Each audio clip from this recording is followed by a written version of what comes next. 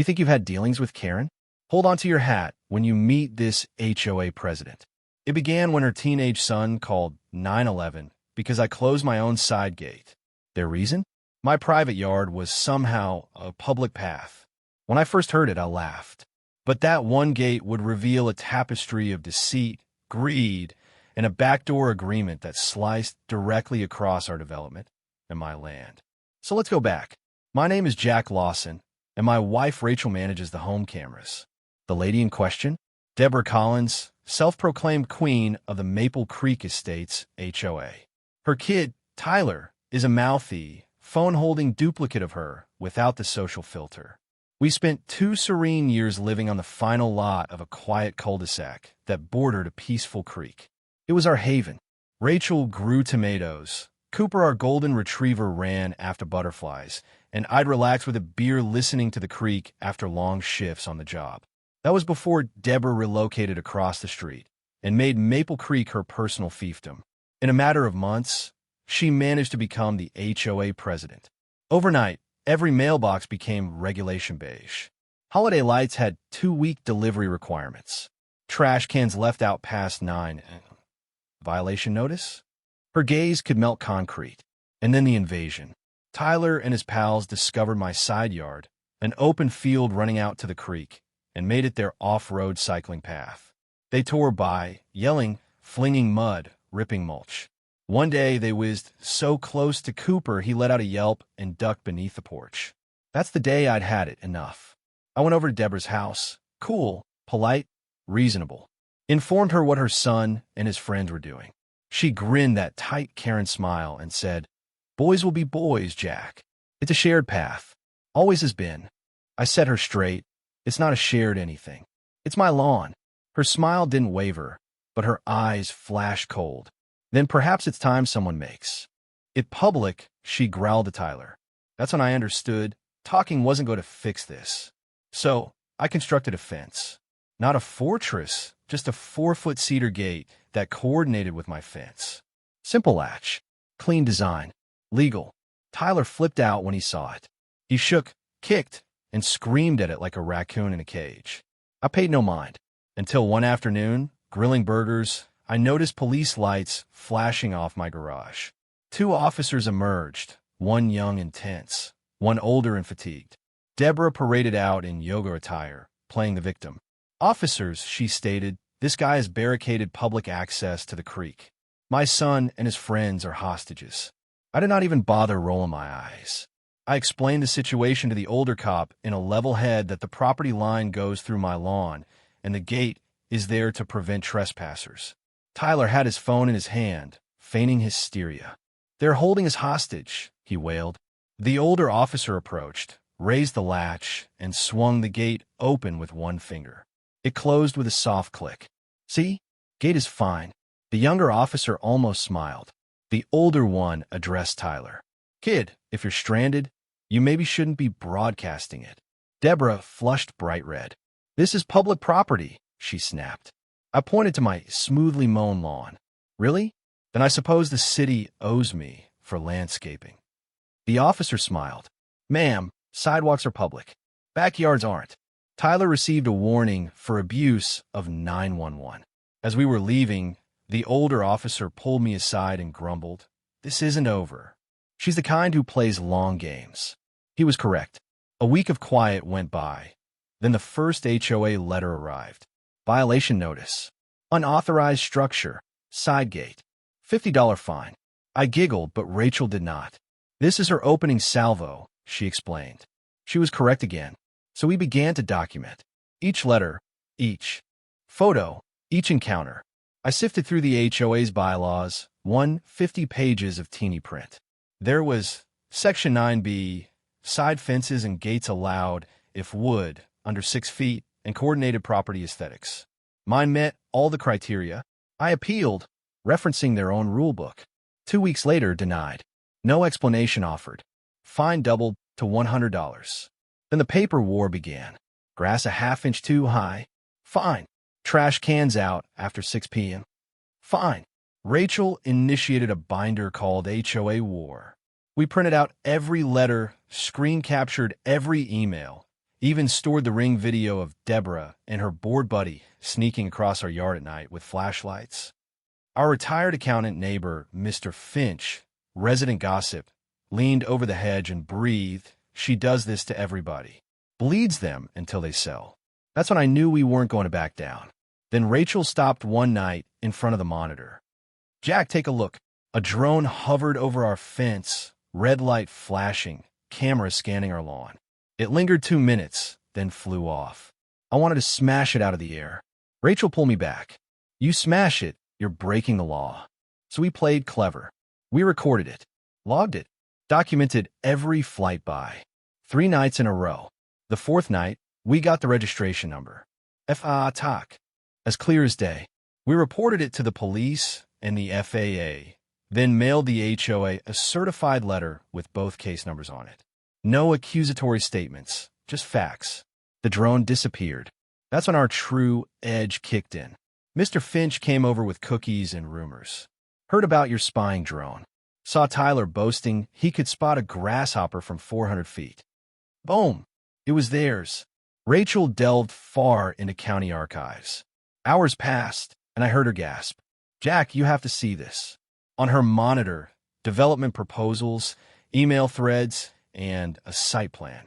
Deborah Collins, our HOA president, had been exchanging emails with Grant Thorne, VP of Creekview Developments. Their proposal? Luxury green eco cabins on the other side of the creek. But they wanted private entry from our street, and that access cut directly across my property. Deborah had offered developers community access she did not own for a kickback in the form of a community improvement fund. Our land, my land, was her leverage. Every transgression, every drone, every 911 call, it was all to push us out or get us to acquiesce. We printed out every file, every email, every map. Rachel tacked the counterfeit site plan in the middle of our proof wall. Now, it was not merely harassment. It was criminal conspiracy. Then came the piece de resistance. Another letter. Red paper. Final notice. Take down unauthorized structure or property lien will be filed. Deadline, Saturday at midnight. A storm was brewing, literal and figurative. That evening, wind howled, thunder boomed, and rain pounded our roof. Midnight passed, and motion alerts flashed. 2 hooded figures moved toward the gate. Despite the night vision fog, I knew them. Tyler and someone else. Bolt cutters in one of their hands. "Rachel, call 911. I said, going out into the storm. Lightning struck, wind howled. "Get away from my gate." I shouted. Tyler spun around, rain running down his face. "You can't own nature," he bellowed. "Cool," I retorted. "Then nature can pay the fines." He charged. I fell back into the mud.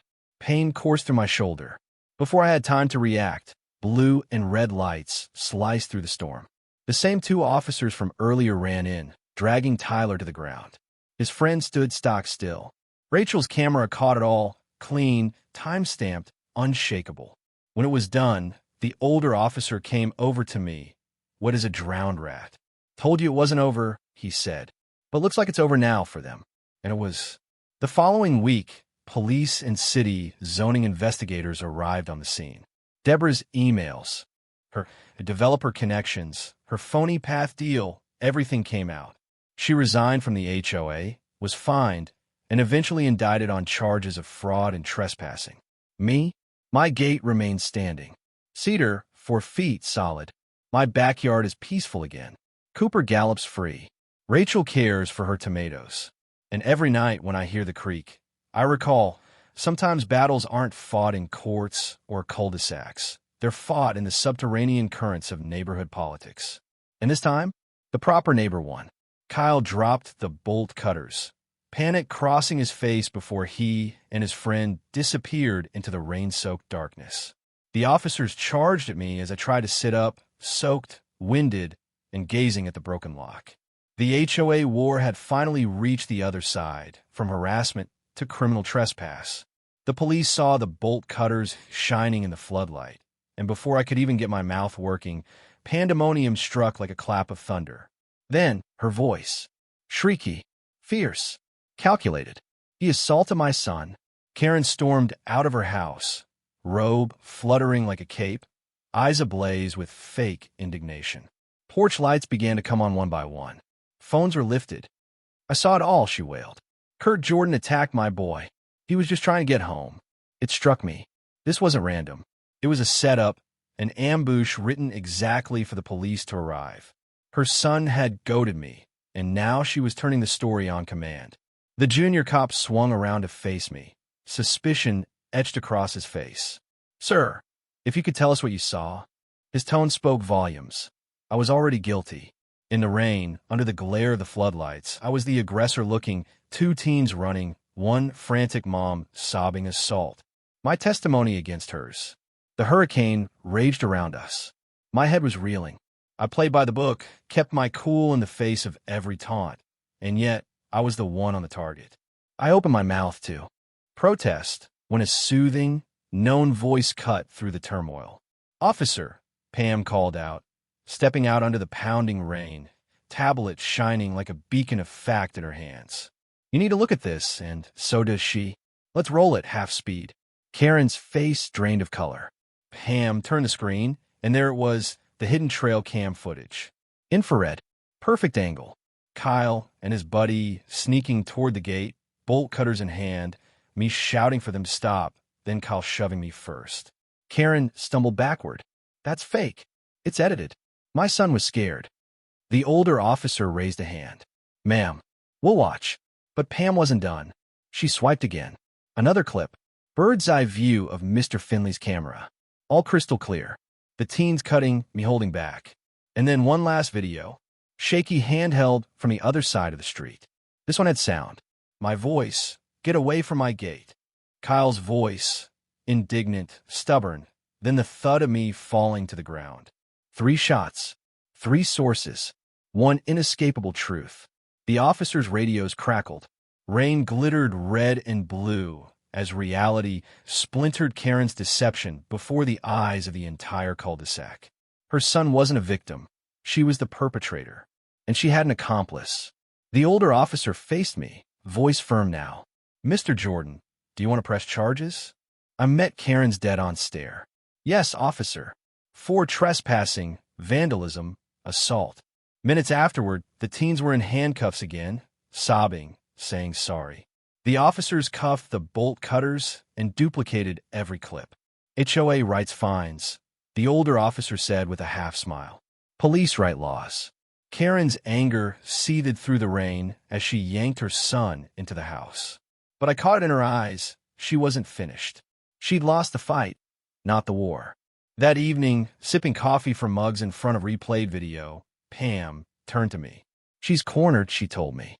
"And cornered animals do stupid things. We can't keep playing defense. We go on offense." Her strategy? To turn Karen's own bylaws back on her. The very same nuisance noise ordinance Karen had used to weaponize against kids and neighbors alike. She cruises every Tuesday and Thursday in that obnoxiously loud golf cart. Pam grinned. "Let's check her decibels." We lay in wait. Pam at the window camera. Me lurking in the garage darkness, decibel meter ready. Finley opposite, phone taping. At 10:17 p.m., the lights arrived. The cart rattled down the street, as loud as a lawnmower. Pam breathed softly, "Routine patrol." I replied softly, "Routine violation." The needle jumped. 60, 67, 72 decibels. Karen shouted, "Prove it." I raised the meter. "Just did." Finley guffawed. "Operation Loud Cart, 72 decibels after hours. 3 cameras. 3 views. Evidence." Again. By dawn, I'd submitted the most bulletproof complaint in HOA history. Signed, stamped, notarized, copied 3 times. The board couldn't hide it, couldn't refute it. At the next meeting, the collateral damage struck like an earthquake. Karen and Gary fined for their own infraction. The crowd laughed. The queen was brought down. But Pam wasn't done yet. She bent over our proof wall, touching the HOA handbook. Time to bring an end to her reign. The 10% rule. The president could be ousted by enough signatures. Pam copied the petition, "Vote of no confidence. Remove Karen Wilson." Signatures came pouring in. 48 hours later, We had a third of the neighborhood. The rebellion had begun. That Thursday, the clubhouse burst at the seams. The air was electric with revolt. Karen attempted procedural juggling, gavel thudding, yelling point of order. I grinned. Point sustained by facts. Laughter bubbled through the group. I moved forward unflappably, voice firm. It began, I stated, with a gate. The slideshow recounted the story. The legal bylaw, the bogus fines, the midnight flashlights. Then the storm footage. The room grew quiet. Gasps, whispers, indignation. And at last, I produced the truth of it all. The developer's map. A red line, pedestrian access corridor. Karen's backroom deal with Creek View Developments. The bribe in waiting for her. The crowd burst into chaos. "You sold us out," someone cried. I held up my hand. 3 motions, I announced. First, to reimburse all false fines. Passed unanimously. Second, to censure Karen for misuse of power. Clap, clap.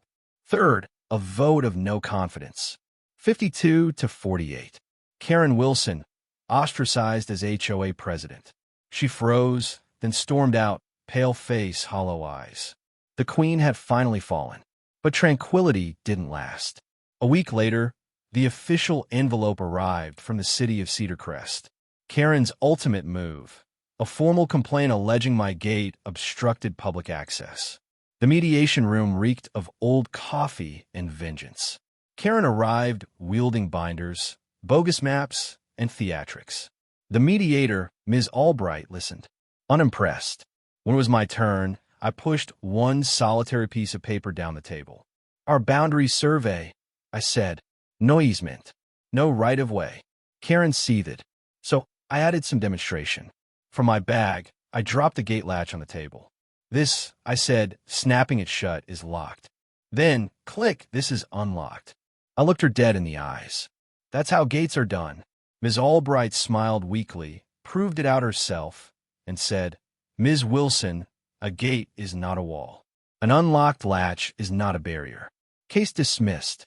It was done. Her final tool, neutralized by a $2 latch. Peace returned. The new board corrected the bylaws, returned the fines, and penned one new regulation, the respect the gate policy. Karen disappeared from community life. Her clipboard stolen, her authority taken away. Even her son's case disappeared quietly. Just a mischief charge, a 5-foot court-mandated stay away from my property. Weeks passed, and a for sale sign popped up at her yard. And finally, for the first time in years, the neighborhood breathed a sigh of relief. Pam and I sat on the porch, watching the sunset glisten on the gate we'd struggled so desperately to win. She smiled gently. It's still just a gate. I nodded, closing the latch one final time. Yeah, but it's our gate. The click echoed through the peaceful evening, and for a fleeting moment, peace actually came back. But inside of me, I knew one thing for sure. In the world of Neighbor Wars HQ, peace never lasts forever.